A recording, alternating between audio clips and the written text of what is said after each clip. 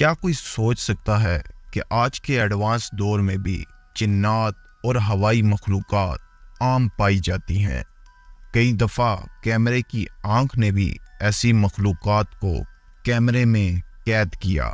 آج کا واقعہ جتنا ہی چھوٹا ہے اتنا ہی خوفناک ہے۔ یہ واقعہ ہے جینی نام کی ایک لڑکی کا۔ جینی ایک نوجوان عورت تھی جو کہ پر اسرار جگہوں کو تلاش کرنا پسند کرتی تھی۔ اس نے جنگل کی گہرائی میں ایک پرانی لاوارث حویلی کے بارے میں کہانیاں سنی ہوئی تھی اور وہ اسے تلاش کرنے کے لیے بہت ایکسائٹڈ تھی۔ اس نے اپنا بیگ، اپنی ٹارچ، کچھ کھانے اور ایک میپ اپنے ساتھ پیک کیا اور اپنے ایڈونچر پر نکل پڑی۔ گھنے جنگلوں سے گزرتے گزرتے اسے بے چینی کا احساس ہونے لگا۔ درخت اس کے اوپر جھوم رہے تھے اور پتوں کی سرسراہٹ اس کے کانوں میں سرگوشیوں کی طرح گونج رہی تھی، لیکن جینی حویلی تک پہنچنے کے لیے پرعزم تھی، اس لیے وہ آگے بڑھ رہی تھی۔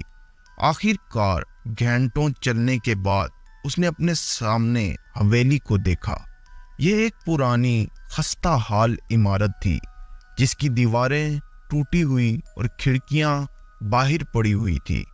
وہ احتیاط سے سامنے والے دروازے کے قریب پہنچی اور وہ حیران تب ہوئی جب یہ دروازہ خود بخود کھل گیا۔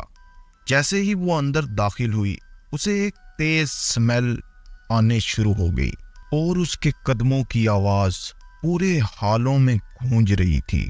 اس نے اپنی منزل کی کھوج کی، اسے کوئی بھی دلچسپی نہیں ملی، لیکن جب وہ سیڑھیاں چڑھ کر دوسری منزل پر پہنچی تو اسے کچھ سنائی دیا جس سے اس کا خون ٹھنڈا ہو گیا۔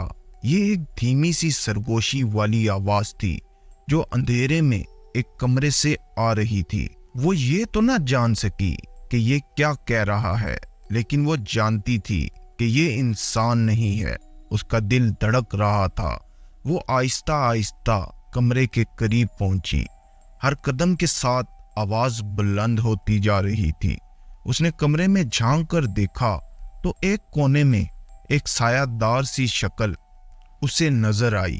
یہ وہ چیز تھی جو اس سے پہلے اس نے کبھی نہیں دیکھی تھی، ایک خوفناک شیطانی مخلوق جس کے اس طرح سے زیادہ تیز دانت اور چمکتی آنکھیں تھیں، اور وہ اسے ہی گھور رہا تھا۔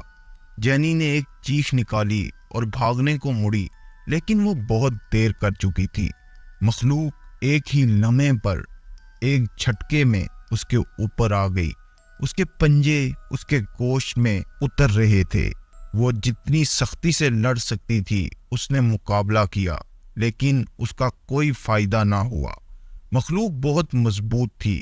جیسے جیسے جینی کی زندگی دھیرے دھیرے پھسلتی گئی، اسے خوف کے احساس کے ساتھ احساس ہوا کہ وہ حویلی کو تلاش کرنے والا پہلا شخص نہیں تھا، اور وہ یہ بھی جانتی تھی کہ وہ آخری شخص بھی نہیں ہے۔ یہ سب باتیں اس وقت سامنے آئی کیونکہ جینی اپنے ساتھ ایک فون اور ایک ٹیپ ریکارڈر لے کر گئی ہوئی تھی، جو کہ دوسری طرف اس کی دوست یہ سب سن پا رہی تھی۔ دیکھ تو نہیں سکتی تھی، مگر وہ اس کی چیخیں اور کچھ ہونے والے واقعات کو اس نے ایسے بیان کیا۔